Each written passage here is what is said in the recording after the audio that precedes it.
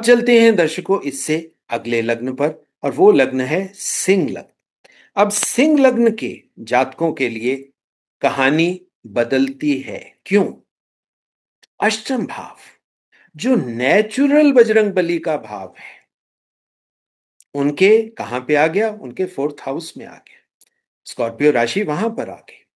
अब आप देखिए, सो सिंह राशि वालों के लिए तो ये बहुत बढ़िया खेल बन गया। अब उनका मन कहां चला गया? मन बजरंगबली के पास पहले ही पहुंचा हुआ है। जो इच्छा बजरंगबली की, वो इच्छा सिंह लग्न वालों की। अब आप क्लियरली समझिए, और यहीं पर अब आप उस कहानी को याद करिए कि बजरंगबली हनुमान के गुरु कौन है? वो सूर्य भगवान है। तो यहां पर वो कॉम्बिनेशन मन में ही आ जाती है।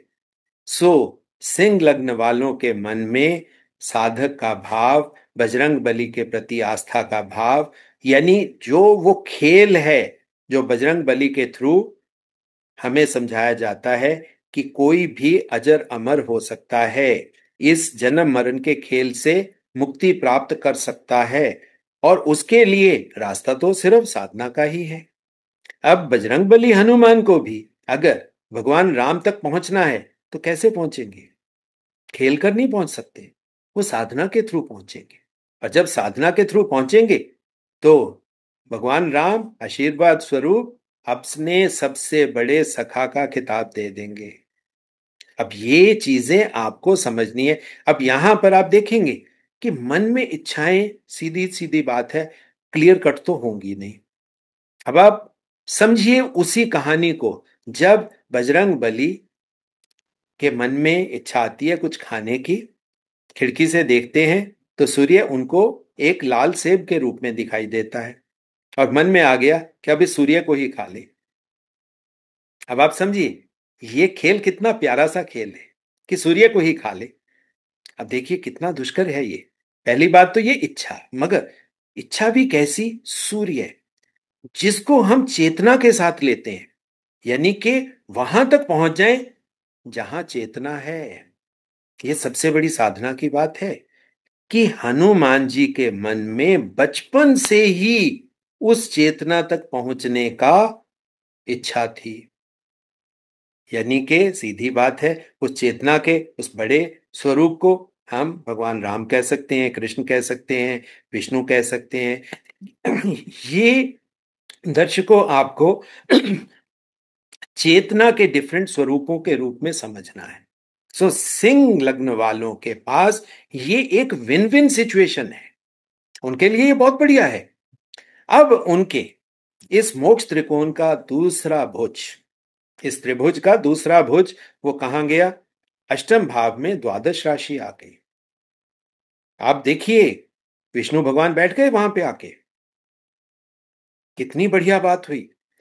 सो अगर सिंह लग्न वाले साधना करें, हनुमान जी की तरह बचपन से ही साधक बन जाएं, तो क्या है, भगवान विष्णु उनके अष्टम में साधना के घर में आशीर्वाद स्वरूप। अब आप यहां पर कैसे देख सकते हैं कि उनके शरीर में सभी चक्र जागृत हो जाएंगे, उनकी ऊर्जा बिल्कुल सही तरीके से ऊपर की तरह से ऊर्ध्वगामी होकर बिल्कुल अलाइनमेंट पकड़ लेगी। ये बहुत बढ़िया पॉसिबिलिटी है सिंह लग्न वालों के लिए। ये पारसमणि एक तरीके से रेडीमेड सा रिजल्ट दे रही है, यानी कि उनके सिस्टम के अंदर ये चीज पड़ी है।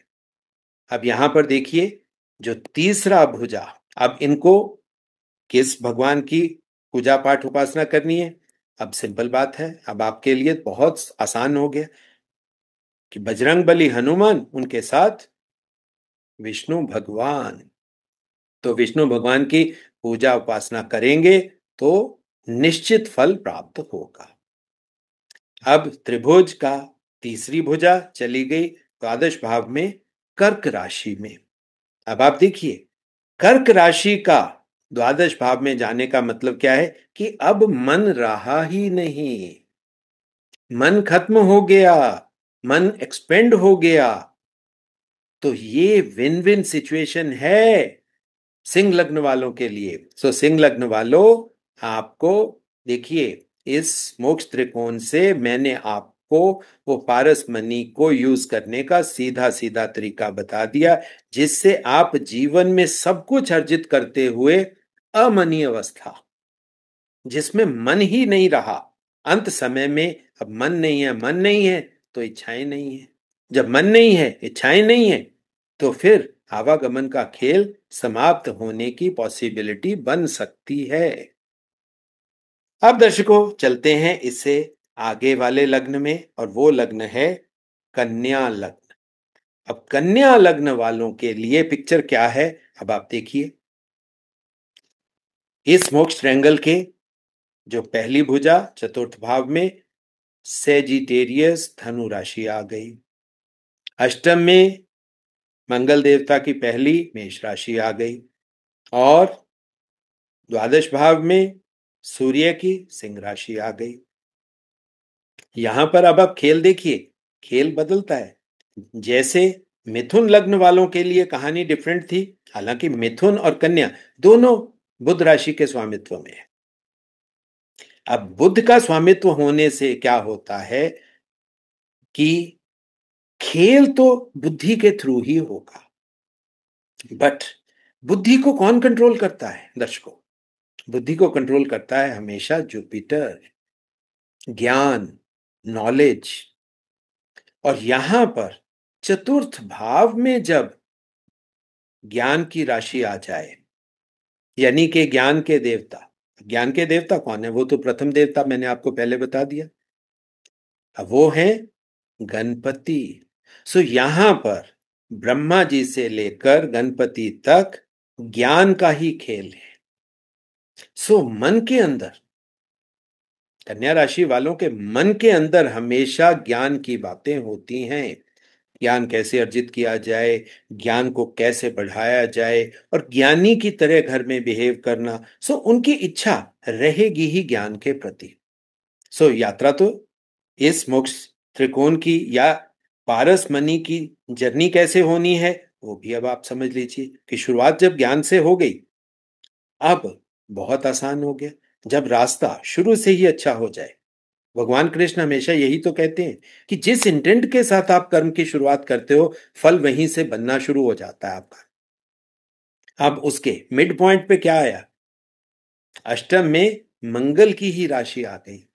अब मंगल की राशि होने से क्या है, ज्ञान के साथ क्या आएगा? ज्ञान के साथ जब हम साधना करते हैं तो योग, प्राणायाम और जितने भी मन से लेकर शरीर को साधने की बातें हैं जो ऋषियों ने हमें बताई हैं, अष्टांग योग। अब अष्टांग योग यहां पर आता है, और योग के देवता कौन है? देखिए, बजरंगबली हनुमान तो रहेंगे, मगर इसके साथ आपको भगवान शिव के पास जाना होगा। भगवान शिव के पास आपको मतलब दूसरे देवता के रूप में। अब आप कहेंगे कि हनुमान जी हैं ही शिवांश, ऊर्जा तो वो ही है, ऊर्जा वो ही है। पूजा पाठ उपासना आपको किसकी करनी है?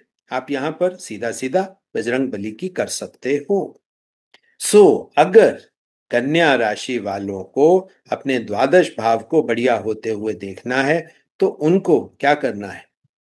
जहां पर सूर्य होगा वहां पर नेगेटिविटी तो होती नहीं है, और जिसने अपने जीवन की शुरुआत, जिसके मन के अंदर ज्ञान अर्जित करने की भावना रही, और जिसने रास्ता बजरंग बली से ही लिया, तो उसको रोकने वाला कौन है?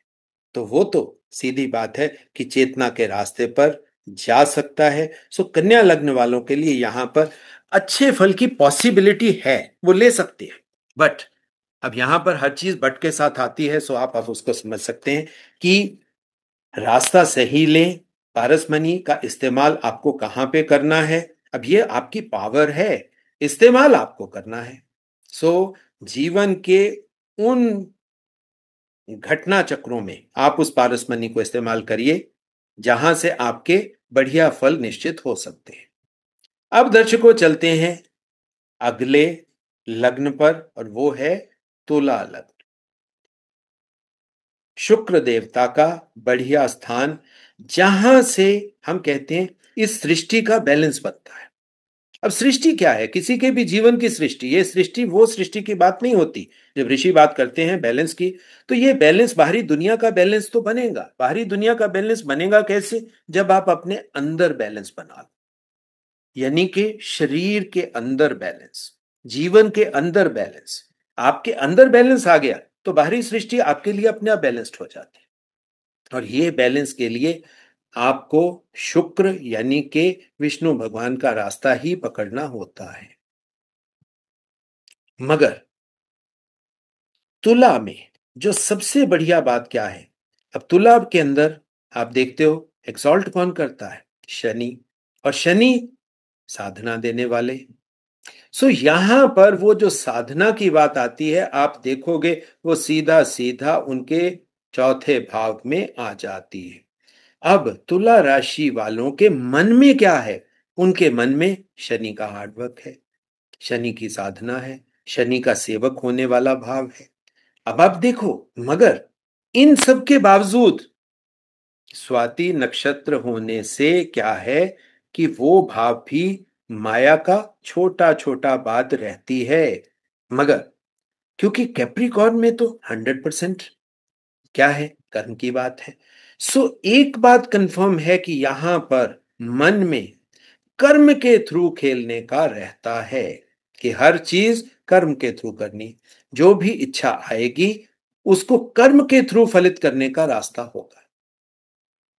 अब तुला राशि वालों के लिए अष्टम में बड़ी मजेदार एनर्जी जाती है, बहुत मजेदार एनर्जी है दर्शकों। अब वो एनर्जी है वहां पर टॉरस राशि। टॉरस राशि किसकी है? शुक्र की। अब बजरंग बली हनुमान के साथ यहां पर विष्णु भगवान आ गए, तो अब आपको इन दोनों की आराधना करनी है। आप समर्पण करिए, इन दोनों के आगे आप समर्पण करिए। अपनी सभी परेशानियां इनके दरबार में छोड़ दीजिए।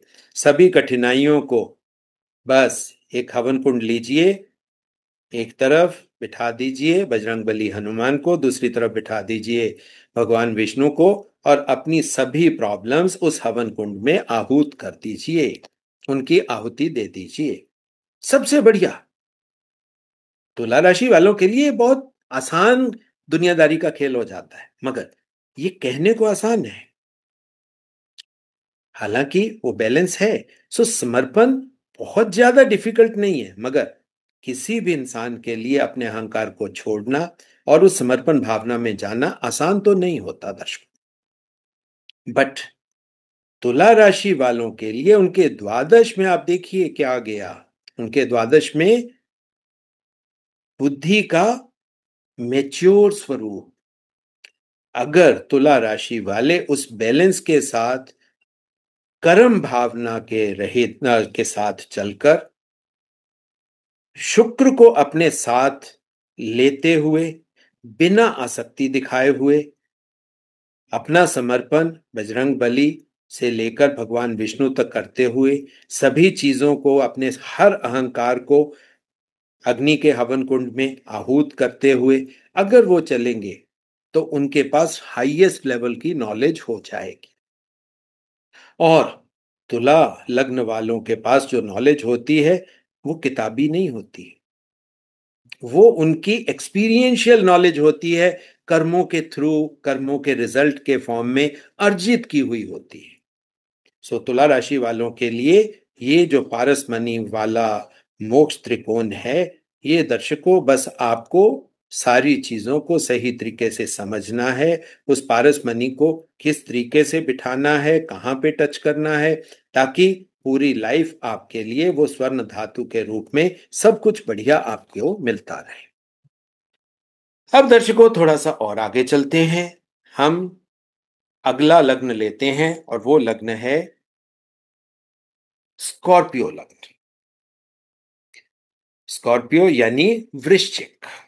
अब वृश्चिक लग्न वालों के लिए उनके चतुर्थ भाव में एक्वेरियस, अष्टम भाव में की मरकरी की राशि, मिथुन राशि और द्वादश भाव में शुक्र की तुला राशि। अब आप देखिए यहां पर शुरुआत कैसे होगी। मन की इच्छाएं एक्वेरियस, शनि से लेकर राहु तक का डोमेन। इच्छाएं बहुत बड़ी हैं यहां पर, इच्छाएं छोटी नहीं है, इच्छाएं बहुत बड़ी हैं। मगर ये यहां पर बात क्लियर कट, अब आप दर्शकों लिख लो, समझ लो कि जो स्कॉर्पियो वृश्चिक लग्न वाले लोग हैं, ये अपने मन की भावना को एक्सप्रेस नहीं करते, बताते नहीं, मन में रखते हैं। इच्छाएं इनकी बहुत बड़ी होती हैं, मगर आप देखो ये शनि की तरह हर चीज अपने मन के अंदर डाल के बैठे रहते हैं। मगर जैसे ही इनको थोड़ा सा भी एक्टिवेट करो, आप देखोगे कि इनकी इच्छाएं फिर बहुत बड़ी होती हैं। एक तरीके से अगर हम बात करें, पूरी दुनिया को काबू करने की होती है, पूरी दुनिया में अपने आप को कॉर्पोरेट तरीके से स्थापित करने की होती है। हर देश में इनके साम्राज्य की एक ब्रांच बनने वाली मतलब भावना कि यानी कि मन के अंदर इनके बहुत बड़ी बड़ी चीजें पड़ी होती है। बट अब मन के अंदर होना, मगर यहां पर बढ़िया चीज क्या है, मेजर लॉर्डशिप शनि की है। सो कर्म की भावना तो रहती है। सो वृश्चिक वालों को अपने मन की भावनाओं को अपने कर्म के थ्रू एक्सप्रेस करना, और कर्म भी कौन सा, देखिए शनि का स्वभाव तो सेवा का और साधना का है, मगर राहु का स्वभाव तो माया से लेकर राजा बनने तक का है, स्वामी बनने तक का है। यानी कि जो बड़े से बड़ा आप सोच सकते हो इस कॉम्बिनेशन में वो है। बट अब आप दूसरी बात देखिए, इनके अष्टम में बजरंग बली के साथ कौन आ गया, एक छोटी सी बुद्धि वाला बच्चा। अब दर्शकों, ये आप किसको देख सकते हो, बुद्धि का कौन से देवता में आपको इस तरह का दिखाई देता है कि छोटा सा बच्चा हो, प्यारा सा बच्चा हो, सुंदर सा बच्चा हो, बढ़िया बढ़िया बातें करने वाला हो, इंटेलिजेंट हो। आप किसके बारे में सोच सकते हो? तो यहां पर आपको दोबारा से मैंने आपको बताया था कि यहां पर जो बुद्धि होती है, हम कहते हैं मिथुन में बुद्धि इमेच्योर है, बच्चे वाली है, लर्निंग मोड में। तो लर्निंग मोड के लिए तो एक ही जो बच्चे का प्रारूप, वो तो गणपति ही है। और वैसे भी आप देखोगे कि मिथुन के ऑपोजिट क्या है, वो बड़े गुरु ही तो पड़े हैं, जुपिटर। सो यहां पर आप प्रथम देवता गणपति के स्वरूप को स्थापित कर सकते हो बजरंगबली के साथ, फल मिलेगा।